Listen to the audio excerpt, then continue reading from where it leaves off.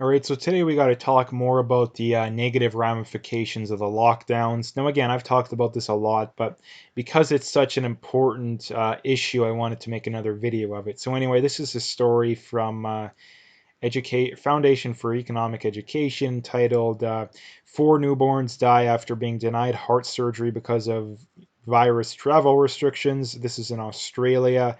Now, again, this is something I pointed out a lot before, but at what point do we question the lockdown measures?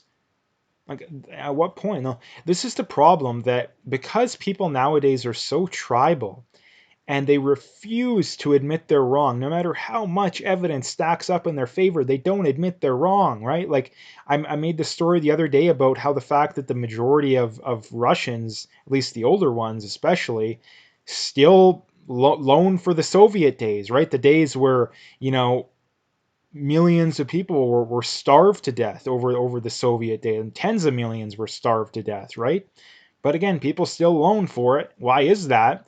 Because people have their identity tied up in this kind of stuff. They don't care how much the negative ramifications that come from it, they really don't. All they care about is, like I say, their identity is tied up in that. And it's just pure and utter insanity. And this is the reason I do this kind of stuff, because you got to push back against this kind of stuff. Like, you got to push back against this kind of stuff. Now, again, one of the things they always point out too is, oh, you're the same way, just in the other way around. Well, no, I'm really not. Because at the start of this whole situation, I supported a lot of this garbage, and I was wrong about that. I'm happy to admit it. Now, again, at no point was I in favor of the absolute draconian levels of the stuff that was going on, and I changed my mind in like early to mid-April. I was already saying, yeah, this is stupid. I mean, we've been doing this for too long. So that is the thing too, that you can't make the whole, oh, you're the same, just as bad on the other side. No, you really can't make that argument, because I've admitted that I was wrong about a lot of stuff. I was wrong about the lockdowns. Like I say, I was never fully on board the absolutely draconian nature of the lockdowns. um, I was never on board closing down so many businesses, but I was on board some of it, and like I say, I was wrong about that. um, and again, this is the thing too, that so many people, they're too proud to admit they're wrong, so they'll support something no matter how much evidence stacks up against it, no matter how much pain and suffering happens in the reverse. And this is the thing too, that people nowadays love projecting, right? Like, people nowadays, they love projecting.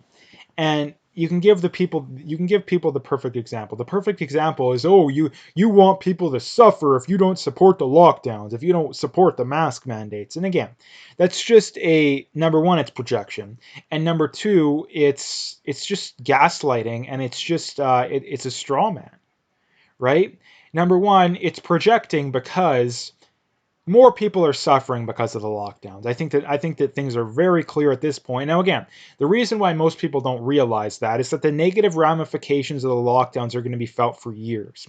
Somebody dying because they couldn't get a surgery done, like in these examples, or someone dying of suicide because their livelihood's destroyed. Maybe they lost their job, they're, on the brink of losing their house or something.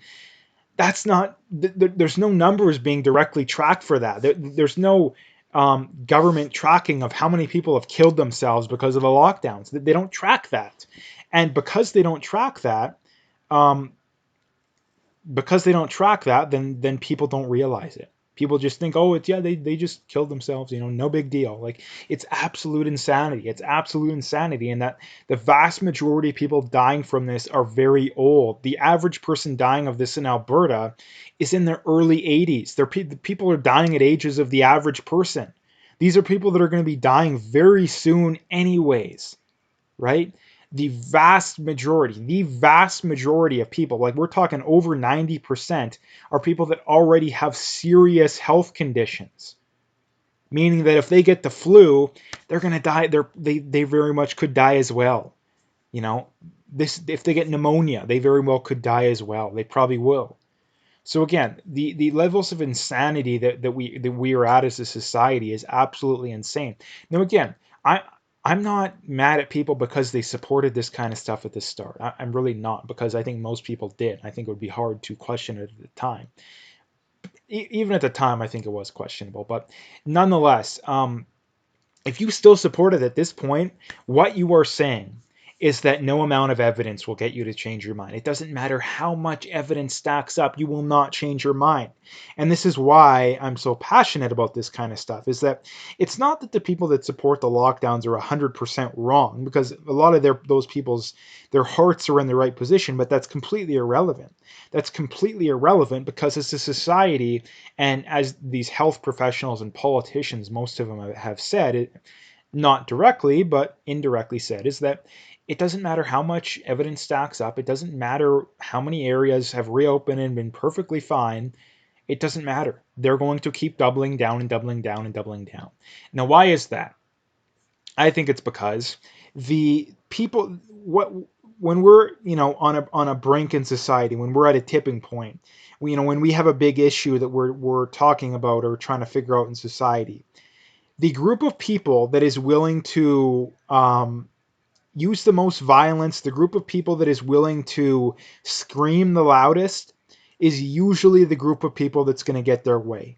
The group of people that is the most, has the most evidence, the group of people that's the best at critical thinking, the group of people that has the most evidence, empirical evidence, any of that kind of stuff, that's completely irrelevant. It's completely irrelevant because, like I say, we live in a democracy, which means if 51% of people want something, it happens, right? It doesn't matter if they're completely wrong. It doesn't matter. So again, that is the big problem that we face as a society. And going forward, what's going to happen? Well, what's going to happen is that, like I've said a lot, we're going to come out of this into a recession. I mean, the economy in Canada was literally within inches. We had two consecutive quarters of 0.3 and I believe 0.1% growth. If we would have been at 0 or less, we would have been in a recession before the quote unquote pandemic, if you want to call it that. So again, we were literally within inches of being in a recession before this situation all happened. We've lost hundreds of thousands of jobs that aren't going to come back in Canada. They're gone. They're not coming back. So we are going to step out of this into a recession, which is going to mean more suicides, more people losing their houses, more terrible economic ramifications, which is just going to cause more problems. So again, what's going to happen? Well, I think that there's a lot of these governments that want this kind of stuff. Now, why is that? Because when there's problems in society, what does the average person do? They run to the government to fix the problem for them. They don't say, hey, you guys are the ones that caused the problem in the first place.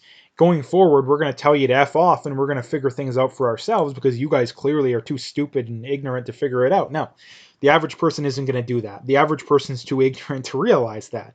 So what are they going to do? They're going to run to the government and be like, hey, what we're doing isn't working. What do we need? We need more of the same, right? We need more taxes. We need more regulations. We need more socialism, basically, is going to be the answer in Canada.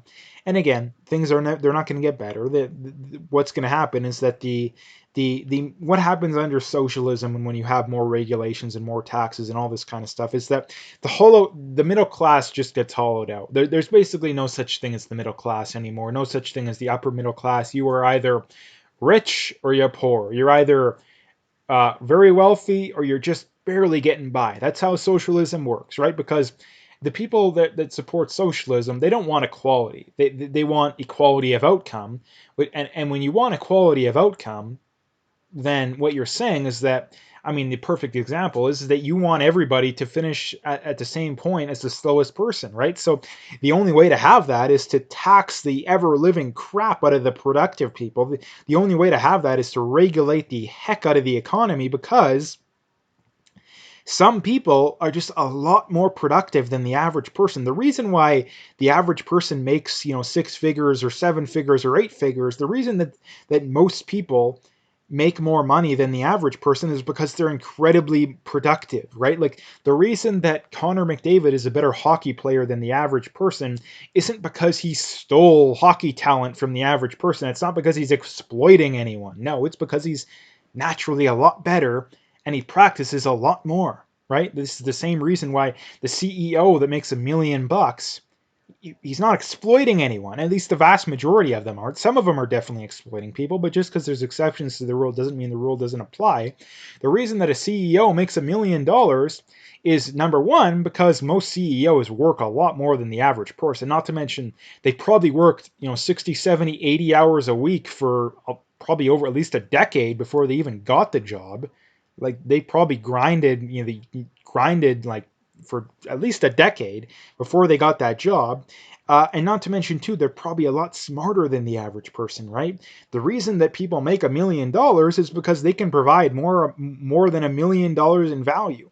The reason that a CEO makes $1 million a year and the janitor makes $15 an hour is because the janitor is only providing, 15, 16, $17 in value an hour. The CEO is saving that company a million, million and a half, 2, 3 million, 5, 10 million for all we know, right? So again, that's just something I wanted to bring up. But again, the whole moral of the story here is that the lockdowns are doing way more harm than good. They're doing way more harm than good. And the reason that I'm constantly bringing this up is because the people that support the lockdowns have made it very clear that they will never admit they're wrong. They'll never be like, hey, we've tried all of these different lockdown measures. We've tried mask mandates. None of it worked. We're going to end it all. That's not going to happen. That's not going to, at least in the vast majority of areas, that's not going to happen. So that is why you need to be 110% as vehemently against these people and these policies as you can possibly be. Right? So again, that's what I wanted to talk about today. So if you liked the video, make sure you hit that like and subscribe. If you haven't already, make sure you check me out on Twitter, BitChute, Parler. If you want to support my work, you can do that through Patreon or through eTransfer. All those links are in the description, so you can find them all there.